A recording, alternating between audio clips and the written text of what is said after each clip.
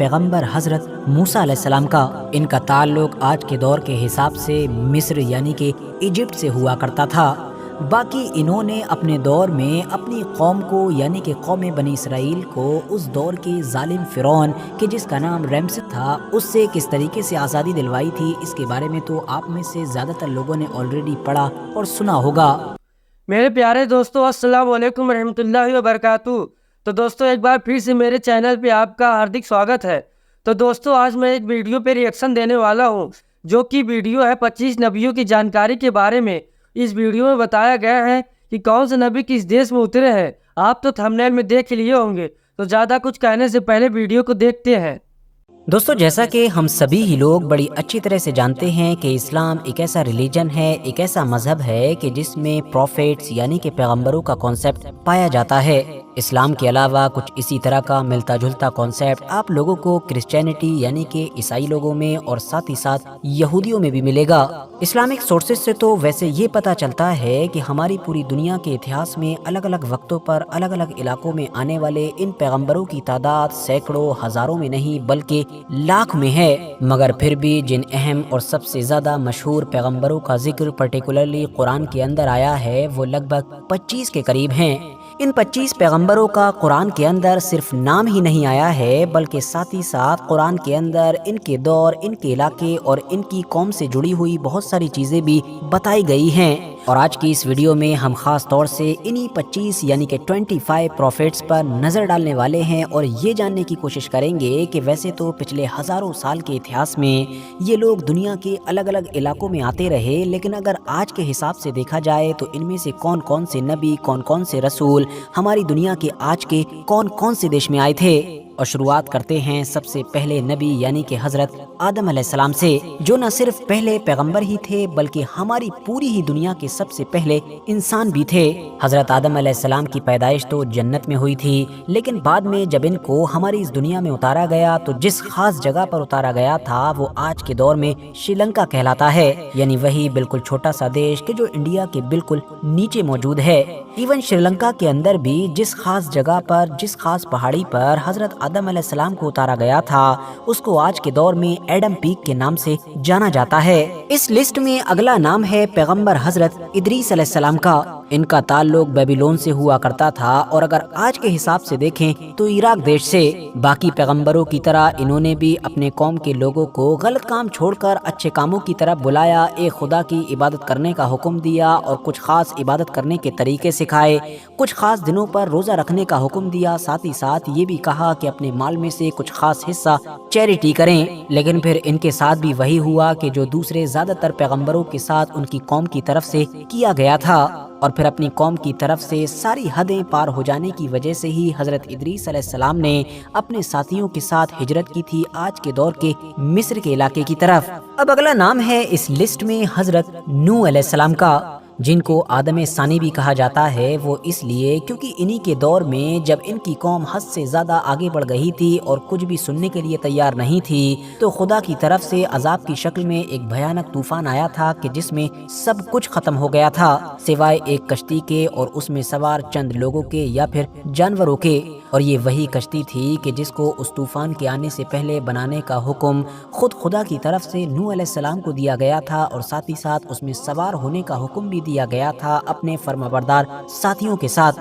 اب ویسے تو زیادہ تر اسکالرز اور زیادہ تر ہسٹوریکل ایویڈنسز ہم کو یہی بتاتے ہیں کہ شاید حضرت نوح علیہ السلام کا تعلق آج کے دور کے عراق کے علاقے سے تھا، لیکن یہاں پر کچھ الگ الگ سورسز میں کسی اور علاقے کی طرف بھی اشارہ ملتا ہے۔ اور حیرانی کی بات تو یہ ہے کہ کچھ ماڈرن ریسرچ میں اسکالرز کی طرف سے یہ بھی دعوے کیے جانے لگے ہیں کہ ممکن ہے کہ حضرت نوح علیہ السلام کا تعلق انڈیا کے علاقے سے ہو۔ وہ اس لیے کیونکہ حضرت نوح علیہ السلام کی طرح ہی بہت ساری ایتہاسک کہانیاں بھارت کے جو پرانے ریلیجنز ہیں نہ صرف ان کے اندر پائی جاتی ہیں بلکہ یہاں کے اس دور کے کلچر میں، اس دور کی چیزوں میں حضرت نوح علیہ السلام کے دور کی چیزوں سے کافی سملیرٹیز بھی پائی جاتی ہیں۔ باقی نوح علیہ السلام اور انڈیا کے بیچ یہ جو کنیکشن جوڑا جاتا ہے اس کی ریئلٹی کیا ہے، اس پر آلریڈی میں ایک کمپلیٹ ویڈیو بنا چکا ہوں جس کو آپ ڈسکرپشن میں دیے گئے لنک کے ذریعے سے دیکھ سکتے ہیں۔ اگلا نام ہے پیغمبر حضرت ہود علیہ السلام کا، جن کو قوم عاد کی طرف بھیجا گیا تھا، اور قرآن میں یا پھر باقی کتابوں میں ان کے علاقے سے ریلیٹڈ جتنی چیزیں ملتی ہیں اس سے یہ پتہ چلتا ہے کہ ان کو سعودی عربیہ کے بالکل سدرن سائیڈ میں، یعنی آج کے دور کے حساب سے دیکھیں تو ایسٹرن یمن میں یا پھر ویسٹرن عمان کے علاقے میں بھیجا گیا تھا۔ اگلا نام ہے پیغمبر حضرت صالح علیہ السلام کا، جن کو قوم سمود کی طرف اتارا گیا تھا، جو اس دور میں شرک میں مبتلا تھی اور اس کے علاوہ بھی بہت سارے بڑے بڑے غلط کام کیا کرتی تھی۔ یہ قوم کے جو کافی ویلدی بھی ہوا کرتی تھی، یہ آج کے حساب سے دیکھیں تو سعودی عربیہ کے نارتھ ویسٹرن علاقے میں آباد ہوا کرتی تھی۔ اگلا نام ہے پیغمبر حضرت ابراہیم علیہ السلام کا، جن کو ویسٹرن ورلڈ میں جنرلی لوگ ابراہم کے نام سے یاد کرتے ہیں۔ اسلام کے ساتھ ساتھ یہودیوں اور عیسائیوں میں بھی ان کا ایک بڑا مقام ہے۔ ان کو دا فادر آف پروفیٹس یعنی کہ بہت سارے پیغمبروں کا پتا بھی کہا جاتا ہے۔ اس کی وجہ یہی ہے کہ کیونکہ ان کی اولادوں میں بے شمار پیغمبر پیدا ہوئے، ایون آخری پیغمبر یعنی کہ حضرت محمد صلی اللہ تعالی علیہ وسلم بھی انہی کی اولادوں میں سے تھے۔ ان کے علاقے کی بات کریں تو آج کے دور کے حساب سے وہ دیش بنتا ہے مڈل ایسٹ میں موجود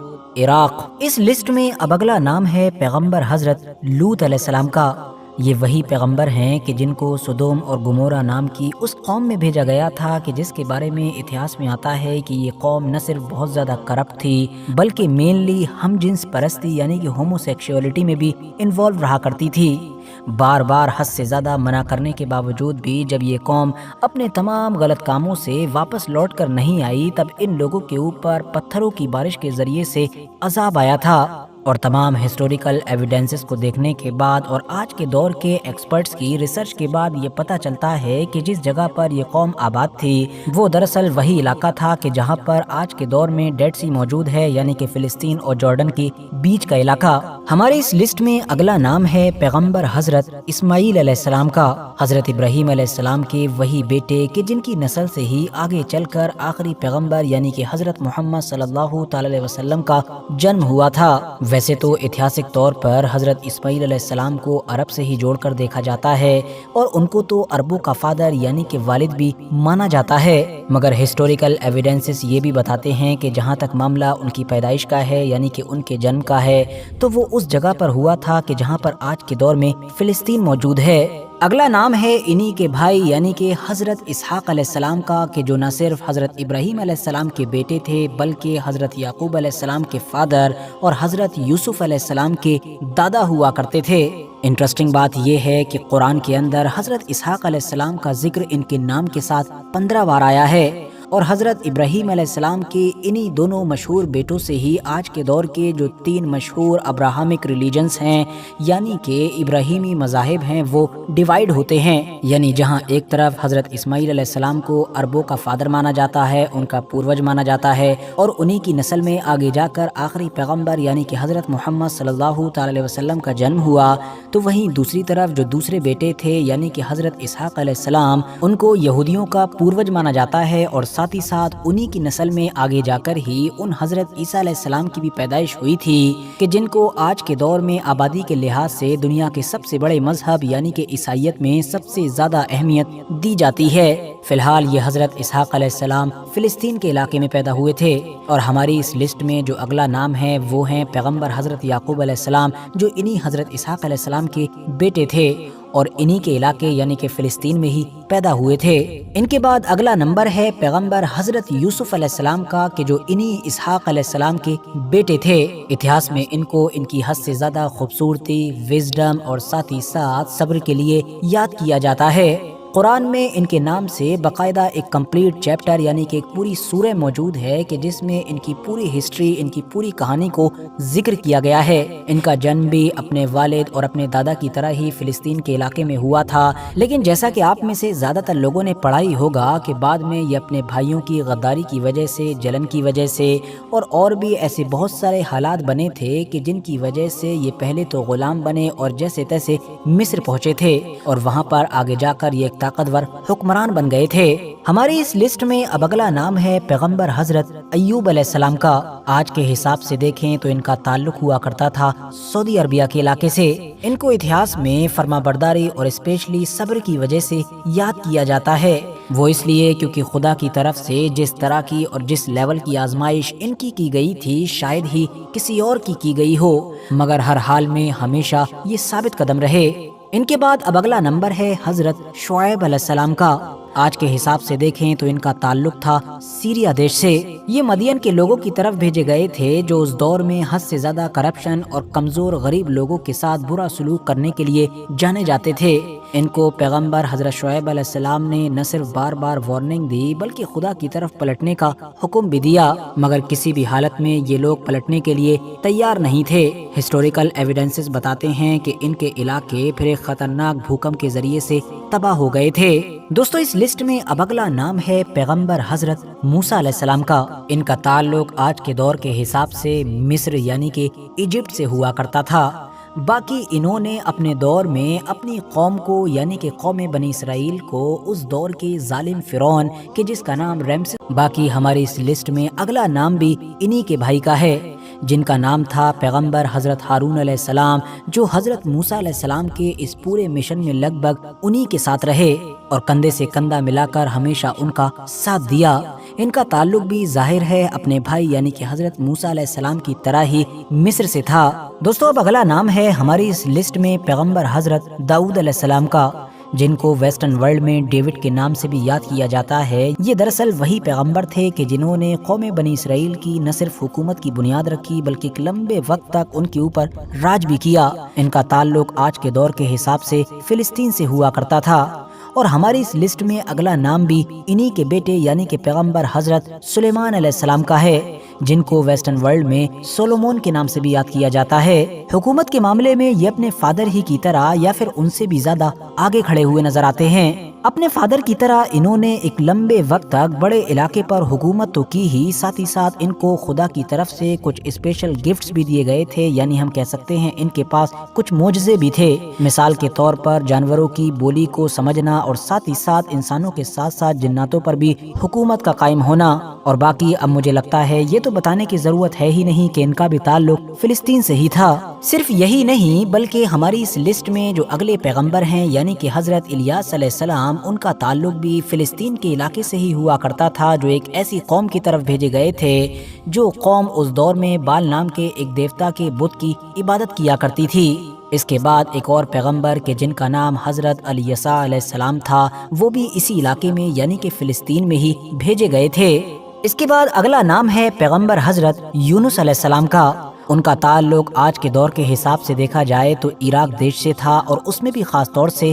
موصل شہر کے علاقے سے۔ ان کے نام سے بھی قرآن کے اندر باقاعدہ ایک سورہ یعنی کہ کمپلیٹ چیپٹر موجود ہے اور خاص طور سے ان کے مچھلی کے پیٹ میں چلے جانے والا واقعہ کافی مشہور ہے۔ اس کے بعد ہماری اس لسٹ میں اگلا نام ہے پیغمبر حضرت ذوالکفل علیہ السلام کا۔ ان کا تعلق قوم بنی اسرائیل سے تھا اور ان کو بھی آج کے دور کے حساب سے دیکھیں تو فلسطین کے علاقے میں بھیجا گیا تھا۔ صرف یہی نہیں بلکہ جو اگلا نام ہے یعنی کہ پیغمبر حضرت زکریہ علیہ السلام، ان کو بھی فلسطین کے ہی علاقے میں بھیجا گیا تھا، بلکہ یہ تو فلسطین میں بھی جو خاص شہر ہے یروشلم کہ جس کو القدس کے نام سے جانا جاتا ہے، اس میں پیدا ہوئے تھے۔ اس کے بعد جو 23واں نام ہے وہ ہے پیغمبر حضرت یحییٰ علیہ السلام کا اور ان کا آج کے دور کے حساب سے دیکھا جائے تو تعلق ہوا کرتا تھا سیریا دیش سے۔ ان کے بعد نمبر آتا ہے پیغمبر حضرت عیسیٰ علیہ السلام کا، جن کو عیسائی لوگ جیزس کے نام سے یاد کرتے ہیں اور ان کا تعلق تھا آج کے دور کے حساب سے